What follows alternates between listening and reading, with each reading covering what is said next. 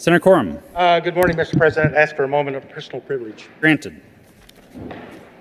Thank you, members. Yesterday was a great day. We all had family that we loved and celebrated with. I distinctly remember my last celebration with my mother was in 1981. Shortly after, she showed up with colon cancer, was operated on October 1st, was not sewn up. She was going to die within a matter of days. She died on January 7th. So, my mother gave me a sense of toughness that you may not know about. And I feel for those who have suffered losses. I hope you all had a happy Mother's Day. I hope you gentlemen and your spouses had a great day. But not everybody did. I got a letter yesterday. It says, as you probably know, our daughter Annalise was run over and killed by her own school bus on March 3rd of this year. And today is our first Mother's Day without our precious angel. Even though the once retired driver should have seen her as he drove past her, or at least heard her screaming, "Wait, wait," before he ran over her, we don't blame the school bus driver alone. No one wants to kill a child. But when the world's top experts in student and child safety tell you for 3 straight years that have several life-death problems that will continue to injure, disable, and kill kids, and you do nothing about it, we do have an issue with that. When Michaela's father, who is a school resource officer, a detective, a member of the elite CSN professional safety group, reached out to help us deal with our pain and grief, we began to have hope we might turn our grief into hard work and make sure that no other parents in Colorado go through what we experience right now and forever. That's why we wanted to associate our daughter's name with the Safe Student Protection Program, a program we thoroughly researched and believed in. We could not have been prouder to know Michaela's story and the dozens of experts that they're trying to provide Colorado with the technology and training that it could have saved our daughter's life. If the bill was left as is, it was so comprehensive that it may have saved someone of your kids or grandkids' lives of many years to come. Now that we realize the bill has been run over by a different type of bus, a political bus that is against allowing public nonprofit organizations with strongest roster of experts in the country to manage the exact items the state has absolutely proven it cannot do on its own, we are out. We are truly concerned and baffled as to why the state continues to push back on legislation to make Colorado's children safer for 3 cents a day per child. We respectfully request that you pass Senate Bill 85 with our daughter's name on it, without our daughter's name on it. We simply can't see the good people of the Department of Education are going to accomplish all the mission-critical elements listed in the original bill we endorsed without the nation's top experts. Sincerely, Brandon and Leanda Backner. I also heard from Daniel and Melissa Sperry. I am writing you this letter on Mother's Day to request that you do not use our daughter Michaela's name in Senate Bill 85. Michaela was killed on December 20th, 2011, after a vehicle failed to stop for her school bus. The dangerous activity by motorists occurred in Colorado happen about 200,000 times a year. We were looking forward to dramatically changing that number. My wife, Melissa, and I are very selective on what we support and how our daughter's name is a part of. Only after researching CSN did I agree to become one of their senior advisors, and I only agreed to part of the bill after studying it and researching it, every one of the other advisors. The purpose of this bill is to save lives. Mothers shouldn't have to visit their children. Mothers shouldn't have to visit their children in a cemetery on Mother's Day. I am disappointed with the state I grew up in and began my law enforcement career. After Michaela's death, I researched school bus accidents and ways to improve student transportation.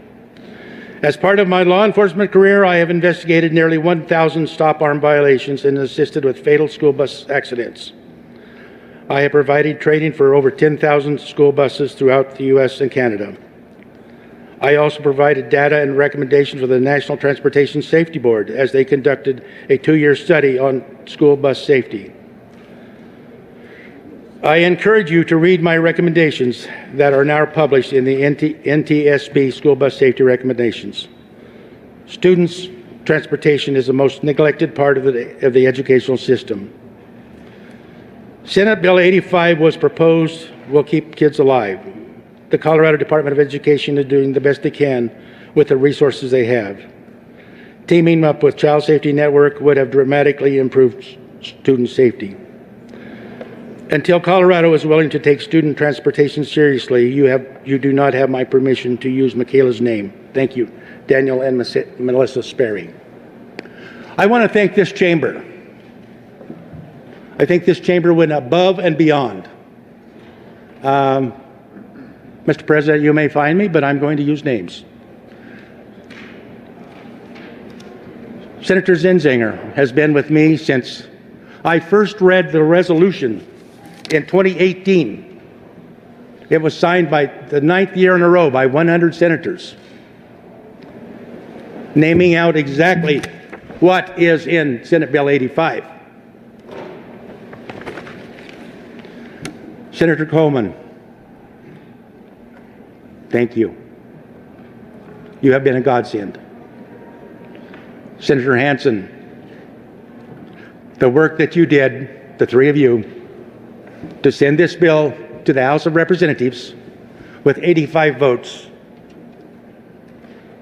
is so incredible. I will be forever indebted to you. Unfortunately, the bill has hit a tough road in the House. It has been amended, as I understand. I have not seen the amendment, but the amendment says that it will be cut back to $2 million with no facilitator. And, you know, $2 million is $2 million if it saves lives.